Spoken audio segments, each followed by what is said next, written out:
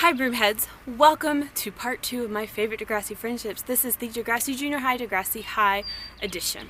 Before we get started, I wanted to mention that I have an Instagram at broomheadz, I have a WordPress, broomheadz, and I have a Tumblr, broomheadz. Feel free to follow me on there if you want. I don't care if you do or not, it's whatever. Alright, so we're going to talk about my top 10 favorite friendships from Degrassi Junior High and Degrassi High. Is it just me, or is there less of an emphasis on the male-to-male friendships on Degrassi, old Degrassi? I mean, we sure do get our helping of the zits, okay? But who else do we really see bonding, like males with males? Well, there are some, which are going to be discussed in this video.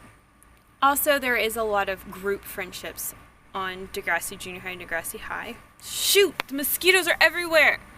But I do like how there are some people on the show whose paths never cross. You know, like, you never see Liz talking to Alex or something like that. So I think it's cool that everybody's not friends with everybody like they are on Degrassi Next Class. Oh, and on Degrassi Next Class, not only is everybody friends with everybody, everybody's dated everybody and everybody's dead brother. But that should be another discussion for another day.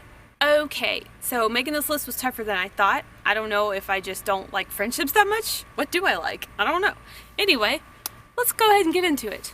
Favorite friendship number 1, Lucy and the twins. The queens of Degrassi. They just have fun. I like that they're all very fashionable and just, I love that they all have curly hair. Oh my god, that's so shallow. But they really do have a lot of fun, especially in high school when they start to hang out more. Favorite friendship number 2, Steph and the twins. When I think of their friendship, I think of them whirling around and dancing in the parking lot on the way to meet Damon King and, you know, being all dramatic and playing pretend. And I also think of them stumbling through the front lawn of Degrassi singing the Degrassi anthem at the top of their lungs because they're drunk. That was fun too. Girls that got along, had fun, had a little bit of a naughty side, and that's my favorite. Favorite friendship number 3, Alexa and Michelle. I really felt the love and support between these two, and I loved them both separately, so I liked to have them together. They were almost perfect, except for that one time where Alexa tried to steal BLT from Michelle. But I forgive you, Alexa. Favorite friendship number 4 is Caitlin and Maya. Now, generally, Caitlin felt to me like a bit of a loner when you think about it. Initially, she had Susie, and they were a great pair, but then when Susie disappeared, it's just kind of like, who's Caitlin's best friend? She needed that, like, best girlfriend that she could confide in and, like, spill the tea with. I just felt like that's something that Caitlin really needed. But finally, in high school, when she became friends with Maya, she really got that best friend. I like that we got to see Caitlin being very comfortable with the fact that Maya was physically handicapped and never, like, treating her any differently or anything like that. That was, I think that's good for everybody to see, that you can be normal. However, I do think that Caitlin sort of considered herself to be like the alpha female of the friendship. She was like constantly dismissing Maya's input and honestly constantly pissing Maya off. But of course the narrative of the show was more through Caitlin's perspective than Maya's, of course, and Maya was sort of just like a foil character to Caitlin, sort of like a sidekick or whatever. But I thought it was really cool for Caitlin to have somebody to dish to. And finally, great for Maya to have a bigger part in the show. I really liked her. She was a total babe, and I think she would have been fun to hang out with too. I don't know if Caitlin would be fun to hang out with though. No offense. Favorite friendship number 5, Melanie and Kathleen. They were just hilarious, dorky, and awkward forever. Kathleen was so mean, but Melanie just like put up with it. And I can relate. I've been in similar friendships like that too. But I did like how Melanie would occasionally just snap back at Kathleen. They were great, awkward partners to help each other navigate through all the awkward years of junior high and high school together. There was something unconditional about their friendship too. Especially like Melanie's unconditional love for Kathleen. Bless her heart. Favorite friendship number 6. Why did I put this on the list? Snake Wheels and Joey. Iconic, even though Joey is annoying. But I did like how they were friends through thick and thin, and they always had big dreams together, even though they didn't really come true ever. I love Wheels and I love Snake. Joey, whatever. They were entertaining together. Well, I'll give them that. Favorite friendship number 7. Dwayne and Joey. Those moments where the two of them are civil with each other, I treasure that. I cherish that. Those are beautiful moments. Their plotline together truly brings out the best in Joey. That's like one of the only times I like Joey. And it brings out the vulnerability in Dwayne. Once Dwayne gets diagnosed with HIV, it's like all the petty stuff between the two of them for like the last several years just melts away. And it's because now we are talking about life and death. And I liked how Joey was never like really intimidated by Dwayne, but also never told Dwayne's secret. I love when Dwayne helped Joey get his car started in the school parking lot, and Joey like offered him a ride.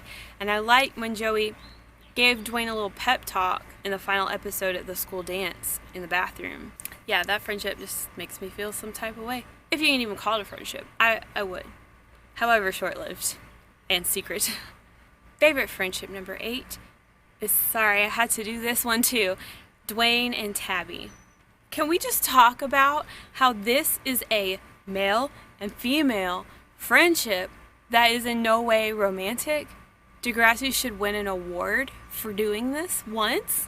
But nowadays, if this was next class, you know, Dwayne and Tabby would be like making out with each other and each other's mom or something. It was a very platonic and close friendship. I like that they had like nicknames for each other. And of course, the final scene of Degrassi High, where Tabby decides to let go of her fears and prejudices about HIV and decides to go up and ask Dwayne to dance when everyone else is like staying 10 feet away.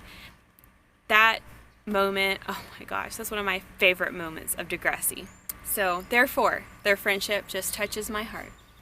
And my final favorite Degrassi friendship is Arthur and Yik. Similar to Melanie and Kathleen, it's great to have a dorky partner to help you through middle school. I wasn't really able to scrounge up many male friendships for this list, so I felt like it was necessary to put Arthur and Yik on here. I liked that they were very close in middle school. They kind of grew apart in high school as Arthur stayed dorky and Yik got cool. I can relate as the dork. But I like that they still were friends deep down. Not always active friends, but it's like they were at least dormant friends. They were cute or whatever. The experiment was kind of annoying, but they had some fun times, you know, like the pimming swools and all that. I said that was my final. That was number 9. I have a final friendship, number 10. Lucy and LD. I know we didn't see them have a lot of fun, active fun together before LD got sick, but the fun they had, I felt like it gave a pretty good impression of the closeness of their friendship. And then of course when LD got sick, the way that Lucy supports her and the actions she decides to take and the way she keeps LD's condition a secret and everything, I feel like all that is a great example. You can just feel the love. And a lot of the Degrassi friendships, you can't feel that. You know, even with like Liz and Spike, they're like this all the time. But do you like really feel their connection? Like what are they really like? You don't really get a taste of that. But I did like Lucy and LD. I'm rambling now. And I'm going to stop saying like. Okay, that wraps up my list.